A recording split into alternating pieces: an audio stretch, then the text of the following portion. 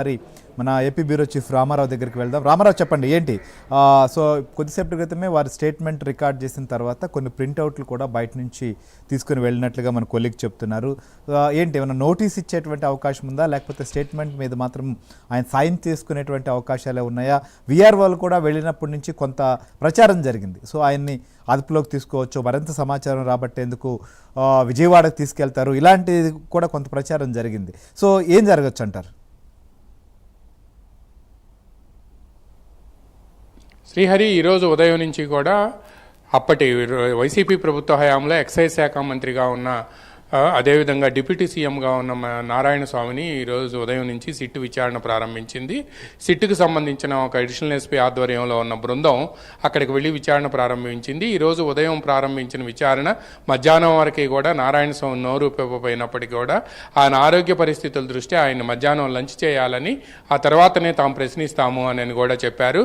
విచారణకు సహకరించాలని, తాము అడిగే ప్రశ్నలకు నిజాయితీగా నిర్భయంగా సమాధానం చెప్పాలి అని కూడా విచారణ అధికారులు పదే పదే అప్పటి డిప్యూటీ సీఎంని కోరారు. అయితే ఆయన ఈ విషయానికి సంబంధించి తనకేం తెలియదని ముందు బుకాయించే ప్రయత్నం చేసినప్పటికీ ఆ తర్వాత మాత్రం కొంత సమాచారాన్ని సిట్ అధికారులకు ఇచ్చారు అని తెలిసింది. ముఖ్యంగా మద్యం విధానం మార్పు, అంటే అంతకుముందు ప్రైవేటు వ్యక్తుల దగ్గర మద్యం షాపులు త్రూ ఆక్షన్ ఆర్ లాటరీ ఇస్తే వైసీపీ ప్రభుత్వం వచ్చిన తర్వాత 2019లో విధానాన్ని మార్చారు. ఈ రీటైల్ ప్రైవేటు వ్యాపారస్తుల నుంచి తీసివేసి రాష్ట్ర ప్రభుత్వమే ఏకంగా మద్యం వ్యాపారం నిర్వహించే విధంగా మద్యం షాపుల్ని రాష్ట్ర ప్రభుత్వం ఏర్పాటు చేసి ఏపీ బెవరేజెస్ కార్పొరేషన్ని నోడల్ ఏజెన్సీగా పెట్టుకుంది. ఈ విధానం మార్పు చేసే సమయంలో మీకు ఏమైనా చెప్పారా? మీరు అప్పుడు మీరు డిప్యూటీ సీఎంగా ఉండటంతో పాటు ఎక్సైజ్ మినిస్టర్గా ఉన్నారు కాబట్టి మీకేమైనా చెప్పారా? చెబితే ఎవరు చెప్పారు? మీ దగ్గరికి ఏమైనా ఫైల్ వచ్చిందా? వచ్చిన ఫైలు మీద మీరేమని సంతకం చేశారు? ఆ తర్వాత ఫైల్ ఎక్కడికి ప్రాసెస్ అయిందనేది నెంబర్ 1.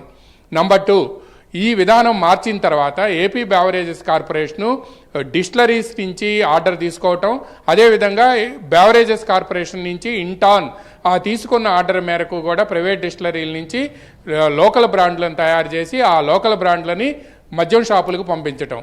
దీన్ని అంతకుముందు అంటే టీడీపీ ప్రభుత్వ హయాంలో కానీ అంతకుముందు ఏ ప్రభుత్వం ఉన్నా కూడా ఆర్డర్ ఫర్ సప్లై, దీన్ని ఓఎఫ్ఎస్ అంటారు.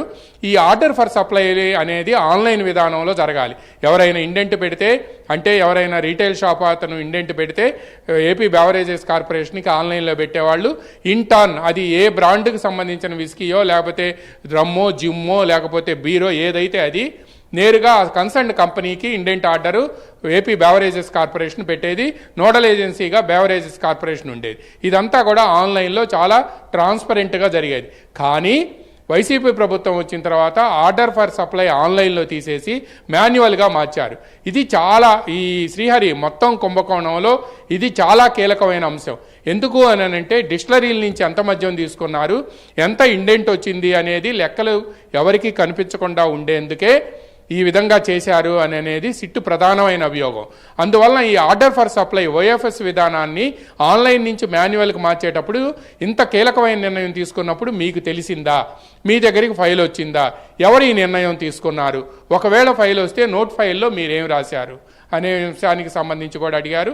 ఇక మూడవది కీలకమైన విషయం ఏంటంటే డిజిటల్ పేమెంట్లు కాకుండా కూరగాయల బళ్ళ దగ్గర తర్వాతనేమో కిళ్ళీ బంకుల్లో కూడా ఈరోజు డిజిటల్ చెల్లింపులు అప్పట్లోనే ఉండేవి. కానీ డిజిటల్ చెల్లింపులు కాకుండా మొత్తం క్యాష్ రూపంలో 5 సంవత్సరాల పాటు మద్యం అమ్మకాలు నిర్వహించారు. ఎవరు ఈ నిర్ణయం తీసుకున్నారనే అంశానికి సంబంధించి కూడా ఈ విధంగా దాదాపుగా ఒక 40 ప్రశ్నలు ఆయన అడగాలి అని చెప్పి సిట్టు బృందం నిర్ణయించింది. మధ్యాహ్నం తర్వాత మాత్రమే ఆయన అసలు విచారణ ప్రారంభమైంది అని చెప్పి మనకి పుత్తూరు నుంచి సమాచారం అందుతుంది. ఇక్కడి నుంచి సిట్ అధికారులు ఎప్పటికప్పుడు అక్కడ జరుగుతున్న విచారణను కూడా పర్యవేక్షిస్తున్నారు. ఈ విచారణ మొత్తాన్ని కూడా రికార్డ్ చేయడంతో పాటు సహజంగా సిట్ లాంటి ఒక స్పెషల్ ఇన్వెస్టిగేషన్ టీం విచారణకు వెళ్ళిన సమయంలో శ్రీహరి ఆయన ఎవరైతే అక్కడ అక్యూజ్డ్ కానీ లేకపోతే విట్నెస్ కానీ ఆయన ఎలా పరిగణిస్తారనేది కూడా మరికొద్దిసేపట్లో తేలాల్సి ఉంది.